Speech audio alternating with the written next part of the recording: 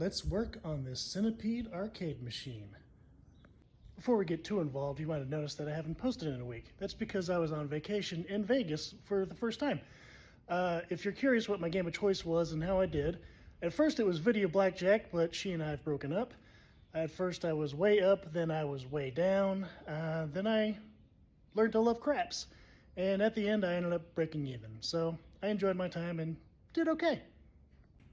Now it's back to the regular grind. Now, if you watch the pickup video of this machine, this is mostly playable.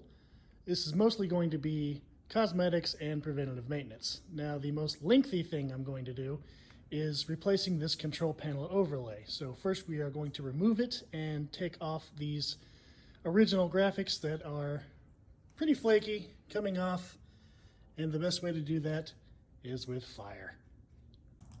So we remove the control panel from the machine and take all the controls off of it. As far as burning the graphics off, I'll let nature take its course there. Beautiful. Well, while that fire burns unattended and probably into the next county, we have plenty to do on this machine while we wait. We're going to start on the internals and then we'll work our way towards the external cosmetics. First, we're going to remove this power brick and we're going to replace that big blue right there. To further explain what I mean, this is the power brick and this is the big blue filter capacitor. All of the voltage goes through that. That is a 40-plus-year-old capacitor, and I'm going to replace it with a brand new one. That way everything gets clean, consistent voltage. I do this with every old Atari. It is a good idea. Like so. I have also sanded down the inside of those fuse holders to ensure that they have nice solid connections. Before we reinstall this power brick, let's go ahead and vacuum and spray out everything down here and replace this very frayed power cord. With the power brick reinstalled, our next component is the AR2 regulator board. So it has been determined by people who know far more about this than I do that it is completely unnecessary to recap an AR2, and it can in fact be detrimental to do so, so I don't do it. And it's also unnecessary to replace this bottle cap transistor that is the 5-volt regulator, because a lot of those that are floating out there are counterfeit. And I can attest to that because I have fallen victim to that and it has destroyed a game board or two. So I don't do that either.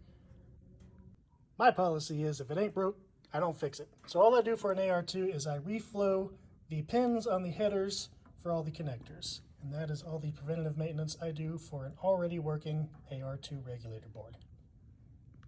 Next component is the PCB. This is another one where less is more. All we do is we push in on these socketed chips to make sure that all those connections are secure. And we clean up these fingerboards with the end of a pencil eraser. That's pretty much all we do. And finally, we have the monitor chassis here on the bench. Let's give it a recap. All new caps, and while I had it on the bench, I also replaced the flyback transformer. I don't always do that, but sometimes, whenever you put new caps on a chassis, the original flyback can handle the stress of the new caps and explodes. The G07, in my experience anyway, has a higher failure rate with the original flybacks, so I usually replace the flyback on those whenever I do a cap kit. The G07, the K7000, and the 20EZ, at least in my experience, tend to have a higher failure rate with the original flybacks, so I usually replace those whenever I do a cap kit. For the most part, all the other chassis I work on, the original flybacks tend to be fine, so I leave those whenever I have them. Got the chassis reinstalled, and I figured before I fired it up, I'd put my tube tester on there and see what kind of shape the tube is in. As you can see, the tube is actually in pretty good condition.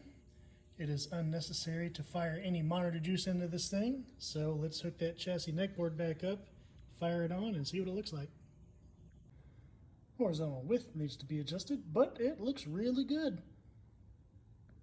That horizontal width wasn't adjusting like I wanted it to, so I'm just going to replace the coil outright. The fire has done most of the heavy lifting. Now we do some sanding.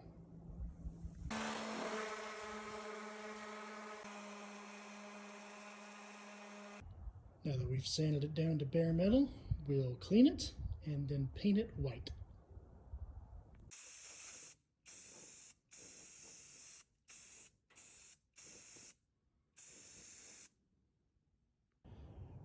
Now with the help of water and a little dish soap, and a squeegee, we apply the new overlay to the control panel, as well as a heat gun and an X-Acto knife.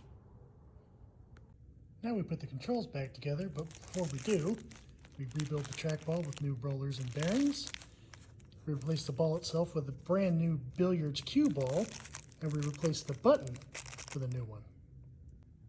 With a rebuilt and freshly oiled trackball, moves like it's brand new at half the price. Now we have some parts here on the edge that we need to sand down a little bit and do some touch-up paint on.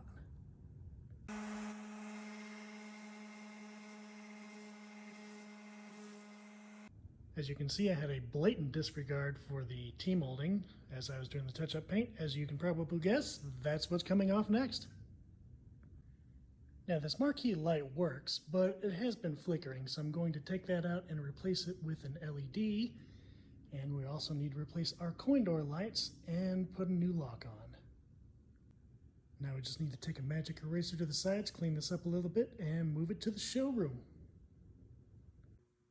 It's placed here in the showroom and will be put up for sale soon.